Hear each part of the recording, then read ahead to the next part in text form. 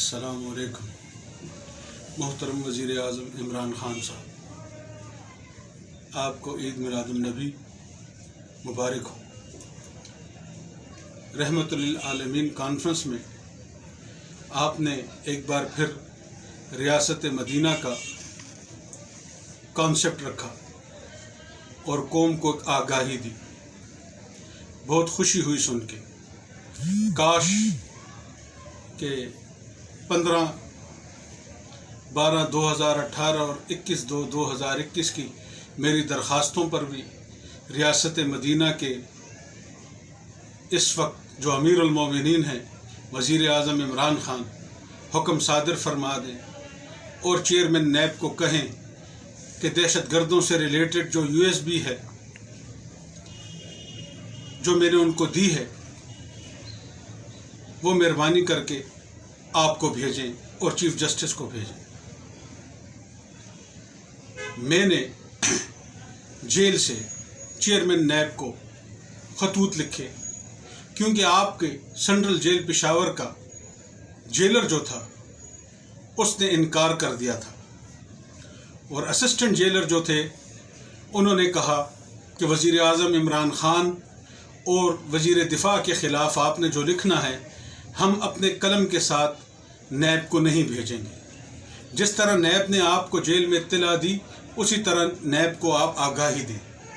तो मजबूरन मेरी वालदा ने वो दस्तखत किए और दस्तखत करने के बाद चेयरमैन नैब को भेजा जिसमें वाज़े तौर पे लिखा हुआ था कि जो सबूत आपको दिए जाएंगे दहशत गर्दों से रिलेटेड, क्योंकि नैब दहशत गर्दों को हाथ नहीं डाल सकती, तो आप सुप्रीम कोर्ट ऑफ पाकिस्तान और वज़ीर आज़म इमरान ख़ान के नोटिस में लाएंगे कि वो एक GIT बना सके।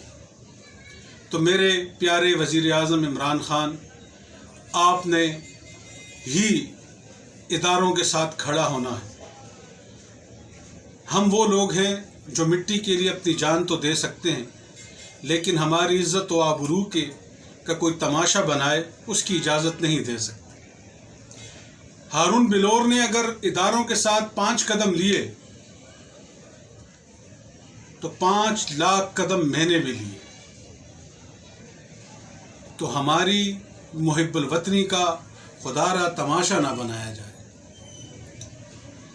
मुझे अच्छा नहीं लगता कि मैं आपको खतूत लिखता हूँ, मैं नैब को कहता हूँ या मैं मीडिया पे आके इस वक्त कह रहा हूँ। ऐसी नौबत आनी ही नहीं चाहिए थी, पर अफसोस है जब मुहिब्बुल वतनी गले का हार बन जाए और ज़िल्लत और रुसवाई का तोक कोई बनाना चाहे तो फिर मजबूरन अपनी इज़्ज़त के दिफा के लिए करना पड़ता है। तो आप जिस पुलिस को मिसाली पुलिस फरमाते हैं, अगर आपने वज़ीर आज़म इमरान ख़ान ने चेयरमैन नैब को हुक्म सादर फरमाया तो उस पे इंक्वायरी हुई, तो उसमें IG एहसान गनी, ख्वाजा मोहम्मद ख़ान होती और तारिक जावेद, नासिर ख़ान दुरानी साहब के ज़ेर साया परवेज़ खटक साहब ने इन कामों को अंजाम दिया। नासिर ख़ान दुरानी ने परवेज़ खटक को तहफ़्फ़ुज़ दिया और मुझे जेल भेजा। तो अगर इंक्वायरी होगी तो ये तमाम नाम उसमें आएंगे। आपको मेरी बात की समझ आ रही होगी, लेकिन मैं क्या करूं कि मेरे वज़ीर आज़म ने तमाम ब्यूरोक्रेट्स को बिठा के पहले ही एक हुक्म सुना दिया था कि सब कुछ होगा, लेकिन मैं ब्यूरोक्रेसी के ख़िलाफ़ कोई कदम नहीं उठाऊंगा। तो तभी तो इन तमाम अनासिर ने आपके वज़ीर साहब का वज़ीर आला को तहफ़्फ़ुज़ दिया। वज़ीर आज़म इमरान ख़ान, अल्लाह का एहसान है कि हारून बिलोर की शहादत पे आर्मी चीफ साहब आए اس کے بھی کچھ عوامل ہوں گے. ہمارے افواج پاکستان نے اس کو بڑی عزت دی اور اس کے لیے وزیر اعظم عمران خان صاحب آرمی چیف کا آ جانا بھی بہت بڑی بات ہے. ہم جیسے لوگوں کو حوصلہ ہوا کہ ابھی اس ملک میں انارکی ختم ہوگی اور قانون کی بالادستی ہوگی.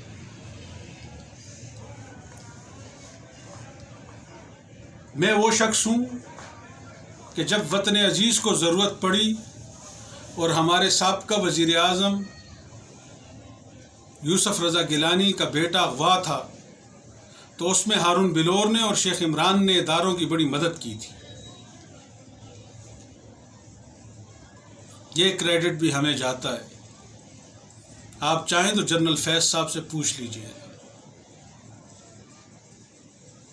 وہ میری اچھی تاریخ آپ کو بتا سکیں گے.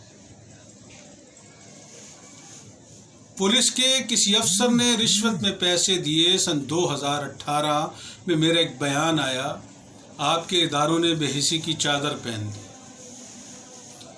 میں یہ سمجھا کہ میرا سول جج جو ہے وہ انصاف کرے گا، لیکن وہ تو اس کو اظہر خان کیس بنانا چاہتا ہے پرویز خٹک کی ایما پہ. اور اب دوبارہ مجھے جو جیل بھیجا گیا تو اس سے صاف ظاہر ہو گیا کہ اگر محب الوطنی کرو گے تو پھر کوئی فرعون بن کے تمہیں ذلیل رسوا کرنا چاہے تو یا اس کی اطاعت کرو گے یا حق کے لیے کھڑے ہو جاؤ گے. میں نے پاکستان کے جھنڈے سے اور خاکی وردی سے وفا کی قسم کھائی ہے. اس کے لیے نہیں کہ میں کسی سابقہ وزیر اعلیٰ کو جس کے کرپشن کے ثبوت ہوں اور اسے میں جانے دوں اور کمزور آدمی کو ہاتھ ڈالوں.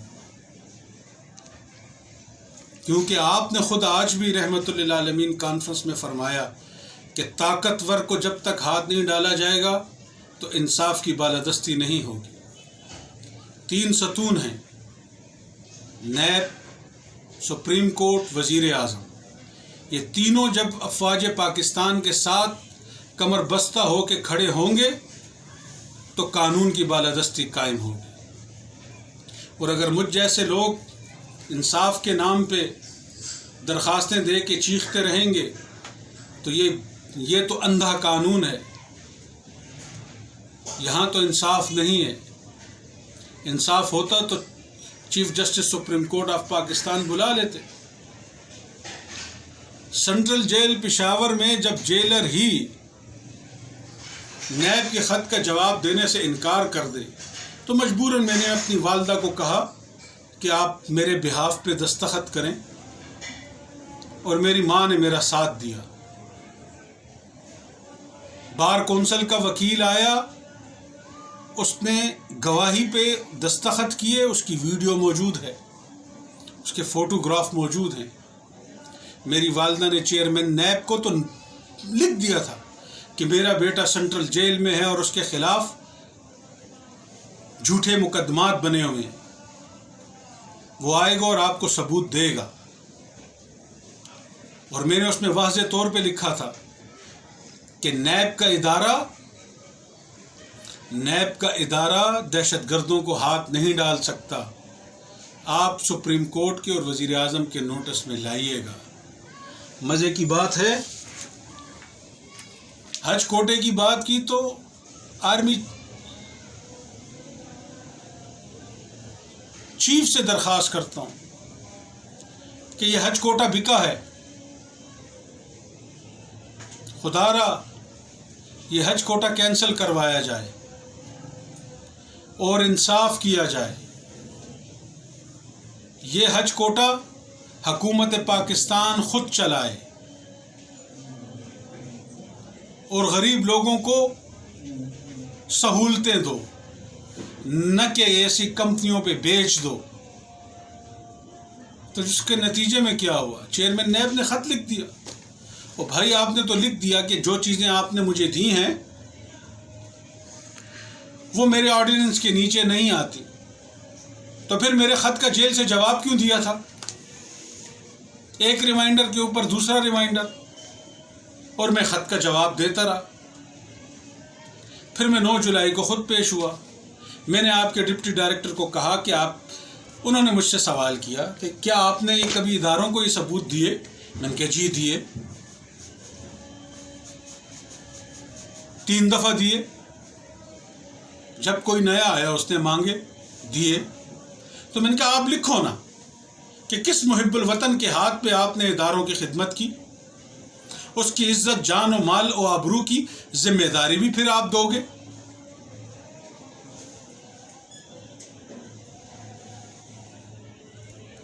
ایسا تو نہیں ہے نا؟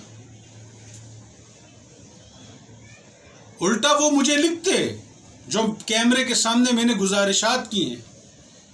اگر جرت ہو نیب کے ادارے میں تو جو میں نے گفتگو کی ہے نیب کے آفس میں لے آؤ میڈیا پہ۔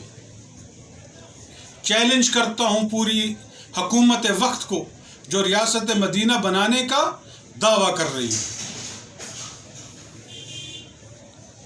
آپ سے یہی گزارش تھی۔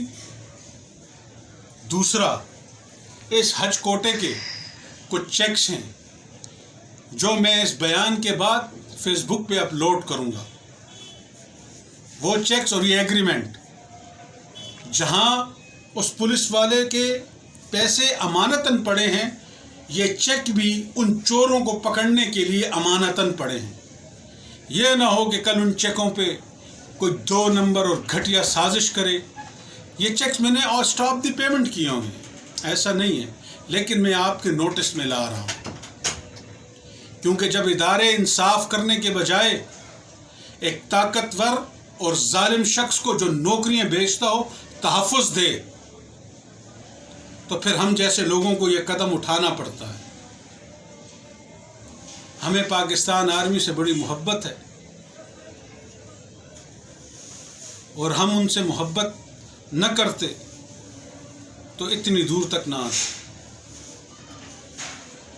راحیل شریف صاحب اس وطن کی شان ہیں، آن ہیں، اور ان جیسے سپوتوں کی وجہ سے آج ملک میں امن آیا ہے، استحکام آیا ہے، اور بارڈر پہ تحفظ ہوا ہے۔